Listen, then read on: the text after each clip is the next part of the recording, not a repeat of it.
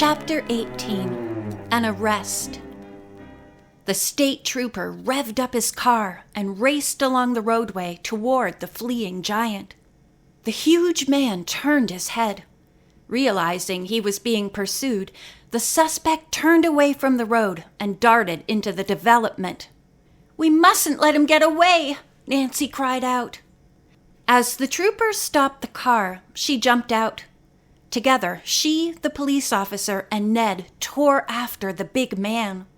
Their speed far exceeded his, and after a short race, they caught up to him. The trooper clamped a hand on his shoulder. "What's this all about?" the giant asked indignantly. "Who are you?" the officer queried.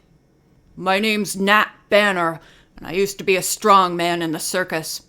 Now, are you satisfied?" The officer turned to Nancy and Ned. "Is this the fellow who pushed you into the water?" Yes, they answered together.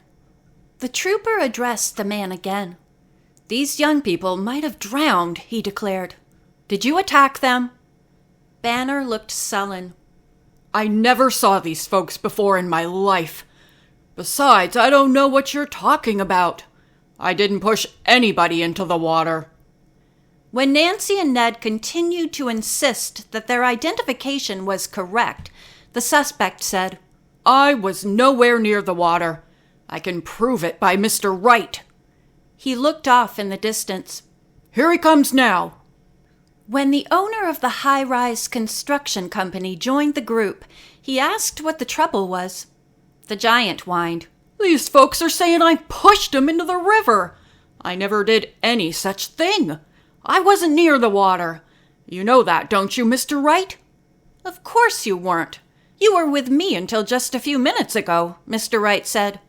"Banner is one of my trusted employees." The trooper looked from one to another, then said to Nancy and Ned, "If this man says he's not guilty and you have no witnesses, there's no proof. What do you want to do about it?" Mr. Wright stared angrily at Nancy. "You'd better drop this crazy charge." Nancy thought she detected a double meaning in his words. They were intended as a threat for her not to pursue the issue any longer. Not easily frightened, she changed her whole approach to the situation. Looking at Mr. Wright, she asked, "Would you two men mind walking down to the part of the river where we were pushed in? Maybe you could help us find the person responsible." The high-rise owner and his massive employee glanced at each other. Then Mr. Wright said, "I haven't much time to spend with you, but I'll go along." The trooper was a bit curious, but had no chance to ask the young detective what she had in mind. The whole group trailed her to the riverbank. There, Ned and the trooper smiled. In the soft mud were long, deep footprints definitely made by the type of boot the giant was wearing. When Mr. Banner was running, Nancy said, "I noticed the ridges in the sole of his boot and the heel mark. These are the same." Mr. Wright said quickly, "Lots of men wear boots like his. This match doesn't prove anything." Ned spoke up, "I think it does. These boots are extra large.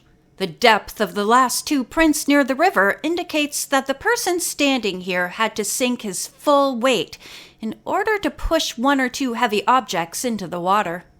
The trooper agreed. He asked Nancy and Ned if they wanted to prefer charges against Banner. "Yes, we do," Ned answered. There were strenuous objections from both Mr. Wright and his employee, but their opponents were insistent, and the offender was taken away in the state police car. After Nancy and Ned had been to headquarters to file their complaint, the trooper drove Nancy and Ned to the latter's car. Ned had been driving for a little while when he began to laugh and said, "I've always told myself if I'm looking for danger and excitement, just go on an errand with you." Nancy grinned. "Now, own up, Ned. You wouldn't have liked this afternoon half as much if it hadn't been full of excitement." "Okay," he replied. "But please give me 1 hour to rest before you get me involved in another hair-raising mystery." "I promise," Nancy said, laughing. I might even give you 2 hours. The two bantered all the rest of the way home. When Hannah saw them, she was astonished at their appearance. "What did you two do? Go swimming with your clothes on?" "We sure did," Ned replied, and told what had happened to them. Once more, Hannah was aghast. "That was dreadfully dangerous," she commented, frowning. "Such an ugly-tempered man should be kept behind bars until he's old so he can't push people into rivers."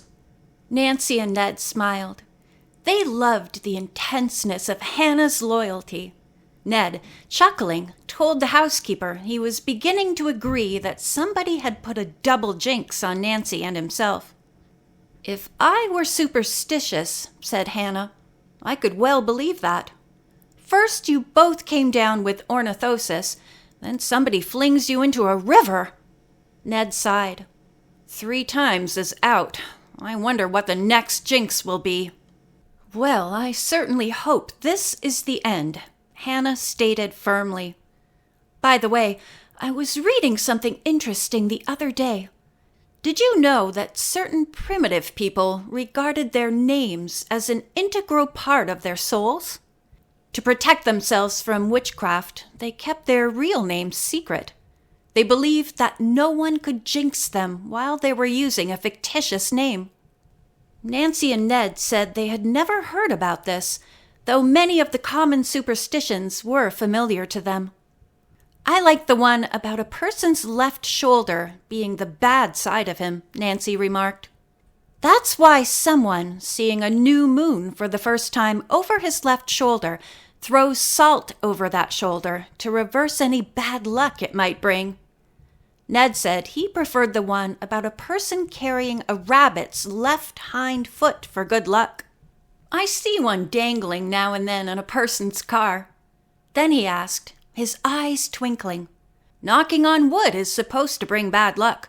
Does this idea come from woodpeckers pecking at tree bark, hoping to have luck finding a juicy insect?" Nancy and Hannah laughed. Then the housekeeper changed the subject. "A phone call came today for you, and the message was that tomorrow morning you will have a surprise. Now don't ask any more. That's all I can tell you."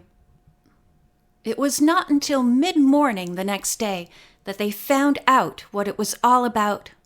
The front doorbell rang, and both of them hurried to answer it. Bess George and 2 athletic-looking blonde young men, Bert Eddleton and Dave Evans, who dated the cousins frequently, stood before them. "Surprise!" they exclaimed. Bess added, "We've brought reinforcements, and we're ready for a sleuthing job." Nancy cried out, "How wonderful to see you!" Ned kissed the girls and slapped the boys on the back. Mr. Drew was still at home and said he was delighted to hear about the reinforcements. The group sat down for a second breakfast snack and discussed the mystery. "What I'd like you to do is visit the high-rise construction company office and see what you can learn," Mr. Drew said. "Also, I'd like you to investigate the sites on which Mr. Wright plans to build. I have a list of them." The lawyer thought it best if the boys went to the high-rise company alone. Nancy and the other girls could visit the development areas and find out all they could about how the property had been acquired. When the group was about to leave the house, the telephone rang. Nancy answered, and the others heard her say, "I have nothing to tell you, and if you have finished, I'll say goodbye." She hung up. "Who was that?" her father asked. Nancy explained that it was Mr. Wright, who had told her he had to pay a high sum to bail out his employee. Then he said, "If you and your friend don't retract your charge against Nat Banner, you'll be sorry." Nancy added with determination, "Well, I won't pay any attention to him," she concluded. "He can't scare me either," said Ned. "Incidentally, while I'm at the high-rise office, I'd better not let him see me." The others, however, expressed alarm. Mr. Drew begged his daughter and her friends to take extra precautions. They promised, then left the house. The boys went off in Bert's car, which would not be recognized by anyone connected with the high-rise personnel. Nancy, Bess, and George headed for the first site on Mr. Drew's list. They could find nothing wrong or underhanded about the purchase, and the sellers had been willing to part with their property. Another place was owned by a widow who did not want to move, but had been told she could live on the property for 2 more years. Next, the 3 young detectives reached a retirement home for women. No vehicles were allowed beyond the fenced-in grounds, so Nancy parked outside. The visitors gave their names to a gatekeeper, and at his request, Nancy stated her business. He made a brief telephone call, then waved them inside the grounds. As the trio walked up a sweeping driveway, they came to a sweet-faced elderly woman seated under a tree. The girls smiled at her. "I'm Mrs. Carton," she spoke up. "Have you come to visit someone at our lovely home?" "Not exactly," Nancy replied. "We heard that this place is about to be sold. Where are you all to be moved?" Tears trickled down the woman's cheeks. "It is worse than that. A man bought the mortgage from the bank, and now he has foreclosed on the property. We will have to move at once. I don't know what will become of us." The girls were dismayed to hear this. They expressed their sympathy. Then George asked, "Is the man's name Mr. Wright?" "Yes, it is," Mrs. Carton answered. Nancy suggested the girls talk to the owner, Mrs. Sutton. She found her seated at a desk in a large, cheerful office. Mrs. Sutton confirmed the story. "All of us who live here are heartbroken," she said. "We're very sorry," Bess spoke up. "Has Mr. Wright actually foreclosed?" "It can happen at any time," the woman replied. The phone on her desk rang. Mrs. Sutton answered, and in a moment drew in her breath. She put the phone down, then burst into tears. "Forgive me, please," she said. "It has happened. Mr. Wright has given formal notice of a foreclosure." "Perhaps I can help you," said Nancy. "May I make a call?" The woman nodded. Nancy dialed her father's office. Quickly, she told him where she was and what had happened. "Oh, Dad, please try to do something fast!" End of chapter 18.